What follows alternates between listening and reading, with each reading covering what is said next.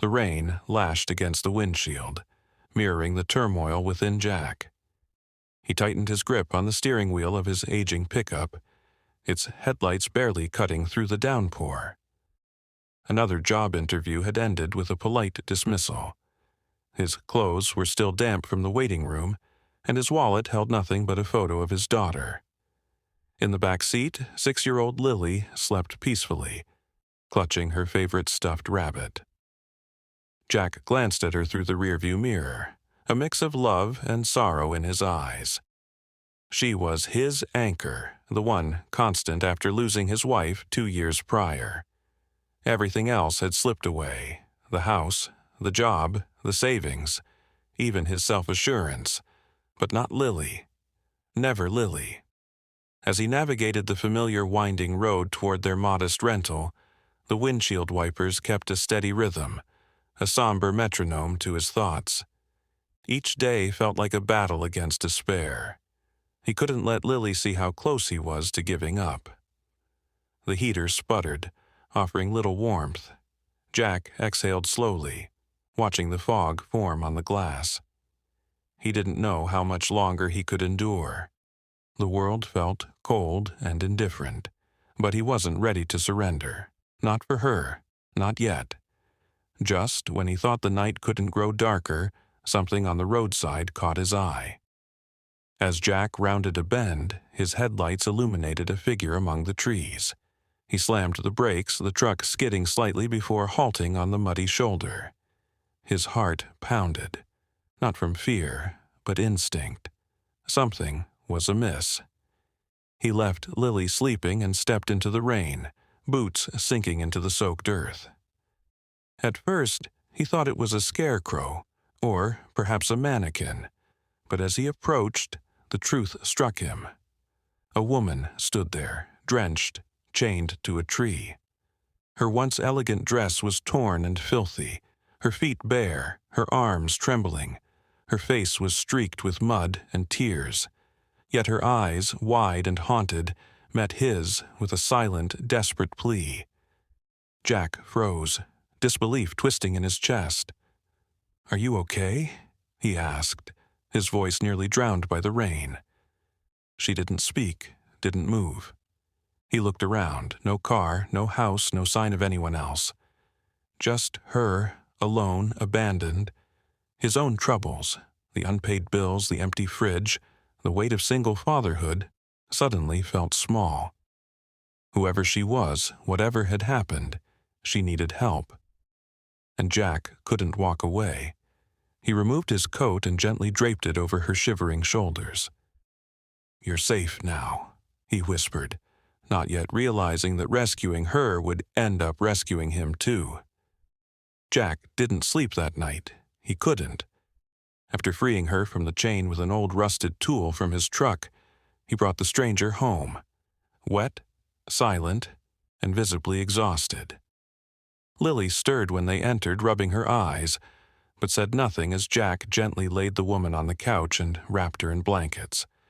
She was barely conscious, whispering only one word before drifting off. Eliza. Their home was small, cramped really, with peeling paint on the walls, a fridge that hummed too loud, and a space heater that only worked when it felt like it. Jack had no business taking in anyone, but something in Eliza's eyes, raw and broken, had cut through his own pain. He couldn't turn away. The next morning, she sat at the kitchen table, still silent, but alert. Jack offered coffee. She nodded, hands trembling slightly as she took the cup. Over the days that followed, she spoke little, only answering questions with short, cautious replies. But she helped, quietly folding laundry, fixing a wobbly cabinet door, even sewing up Lily's torn stuffed rabbit without being asked. Lily took to her first. One morning, Jack found them on the floor playing with crayons, Lily giggling as Eliza shyly smiled. It was the first time Jack had heard that sound, real laughter, in months. The air in the house began to shift, less heavy, less sad. Jack didn't understand it yet, but something fragile and healing had begun. Eliza wasn't just surviving. She was bringing pieces of their broken home back to life. It was late.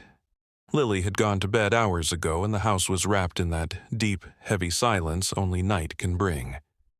Jack sat at the small kitchen table, nursing a cup of lukewarm tea. Eliza stood by the window, watching the wind stir the trees. Then, softly, she spoke. "I was supposed to be married that day." Her voice cracked like a dry branch. Jack looked up, his heart tightening. "I didn't love him, didn't even know him. My family said love was a luxury. They called it duty, honor." She turned, eyes brimming with pain. "I ran, they found me, said I had brought shame. So they chained me, left me there to think about what I'd done." Jack swallowed hard. Anger and heartbreak swelled inside him. He had no words at first, just sat there, stunned by the cruelty. "I thought no one would ever stop," she whispered, staring at the floor. "That maybe I didn't matter enough to be saved." Jack stood slowly, walked over, and placed a hand gently on her shoulder. "You were never too lost," he said, his voice thick with emotion. "You were waiting to be found by someone who saw your worth." Tears fell freely then, hers first, then his. In that moment, something unspoken passed between them. Not pity, not rescue, recognition. Two broken souls beginning to believe that maybe they still deserved something beautiful. 1 year later, the little house was still small, but now it overflowed with warmth. Morning light streamed through clean windows as laughter echoed from the kitchen. Jack stood at the stove, flipping pancakes, his once weary face now lit with quiet joy. Across the table, Eliza helped Lily braid her hair, her touch gentle, her smile easy. Jack had a steady job now, working maintenance at a local school. It wasn't glamorous, but it paid the bills and gave him pride. Eliza, once a woman silenced by shame, had become a fierce voice for others. She volunteered at a local shelter, helping women escape situations like hers.